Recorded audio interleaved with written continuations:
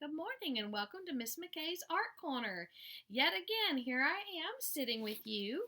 I wanted to talk to you today about books, not that are up here in my child's room, but books that I have. And I just shook the screen a little.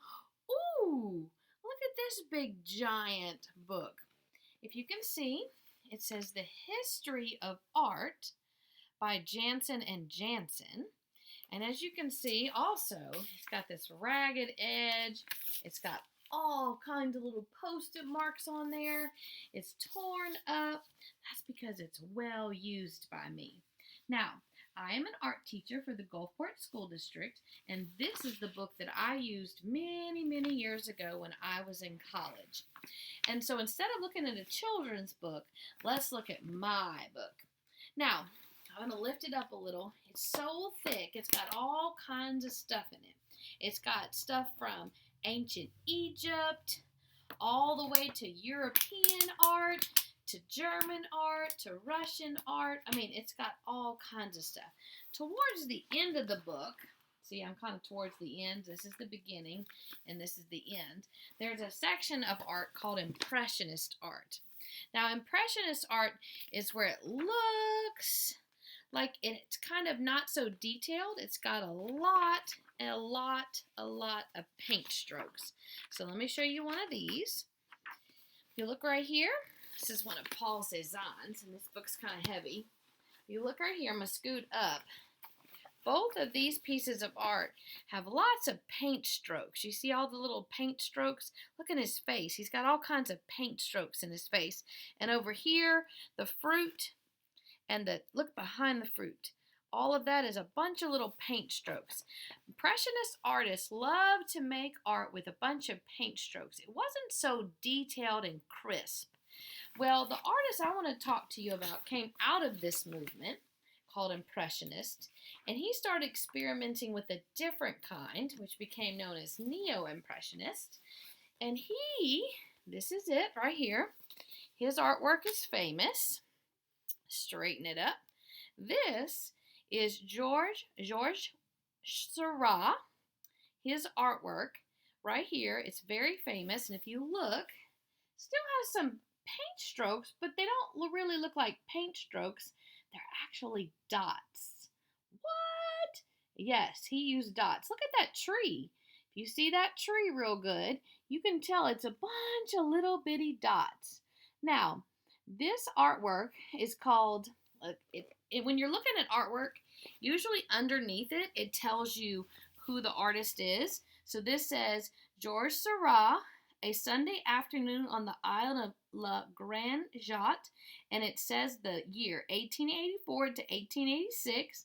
It tells you what kind of canvas it is, and this says it's oil on canvas, or what kind of medium it is. It could be watercolor, it could be mixed media, but this one's oil on canvas.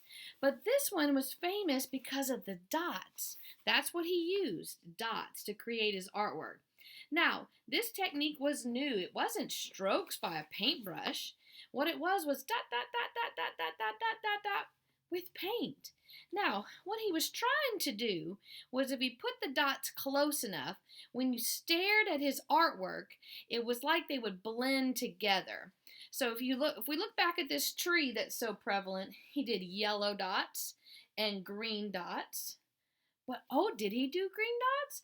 It's yellow and blue dots, and when they got so close together, it made it look like green, because yellow plus blue makes green. So that's kind of the way he did it. He put the dots so close together that when you visually look at it, it kind of merges together. So if you were going to look or try to do a piece like this, maybe you have a paintbrush, maybe you have some paint, maybe you don't. So let's think about a way that we can do this without a paintbrush and without paint. So what I have here, I just picked up some coloring books. This one's Mickey's Roadster Racers. Just a regular coloring book, nothing fancy. I also have another little coloring book. My first coloring book, nothing fancy, just a coloring book. I wonder if there's a way where we can make this into dots. just like George Seurat did, and use the technique called pointillism. Now, if I open my coloring sheet, you can see I started coloring this with crayon. And I tried to add some little colors. I tried to add some blues and some purples in the vase, and I have the green leaves and the orange sunset, the orange center for like a sunny color. So I started there. But that's not pointillism. That's not dots. That's just regular coloring. So what if I took markers instead of crayons, and they have these really cool little tips on them? I wonder if I could make artwork with dots with the marker. What? Let's see if I did it. Here we go. Oh, wow. I colored my color sheet with dots. Dot, dot, dot, dot, dot, dot, dot, dot, dot, dot. Pretty neat, huh? Now, if you look, I did the suit in red, and his feet or his boots are in black. Pretty simple. I tried to add some orange and red in his face, so that kind of made it look a little bit like skin color, but it wasn't too good. So let's see if we can do another one. Oh, my lion. Look here. Oh, now look at my lion. I did it mainly in yellows and oranges. And underneath where there would be like kind of some shadowy areas right here and on this back leg, that's a shadow. I tried to put some darker colors in it. So it's got dot, dot, dot, dots. See all that? Pretty neat, isn't it? I like it. So we had a Santa. Oh, I called this a lion, but look, it says it right here. It's a puma. I might have colored him the wrong color then. Oops, we all make mistakes, don't we? Even people like your teachers sometimes. Let's look at this one. This one's a watermelon. Now, I want to spend just a minute or two here on the watermelon. If you look at this watermelon, I did use George Seurat's technique, and I did make it dot, dot, dot. But can you see where I changed colors? I'll let you look just for a second. See anything? Oh, you think so? You're right. If you look right here, it's only green dots.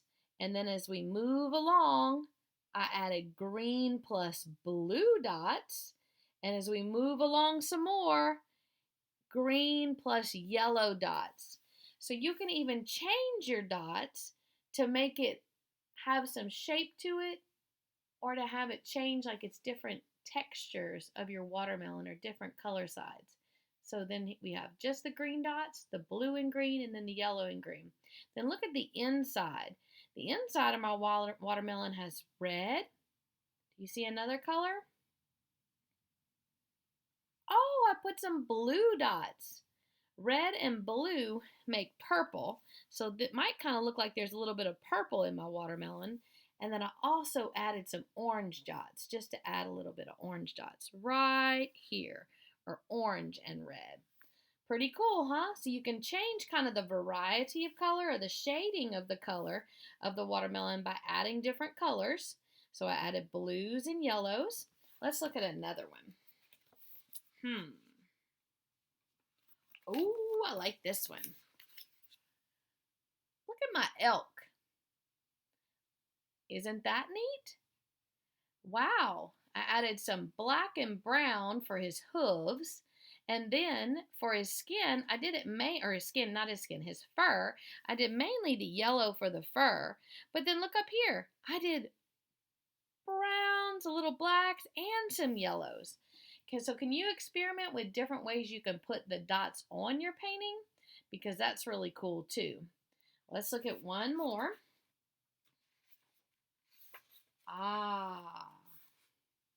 My butterfly. Now this is an example of when you use colors that are similar to each other, they might not always show up the brightest. So if you look right here, he's orange in the center, and then I put a little bit of orange in his wing, but you can't tell the difference too good. So that might not be the best way you need to use contrasting colors that are different from each other. So maybe a brighter color and a different color would have been better. So just like we learned about Mr. George Seurat from my handy book, History of Art, Ratty Tatty, just remember that you can make artwork just like he did with little bitty dots. Thanks so much.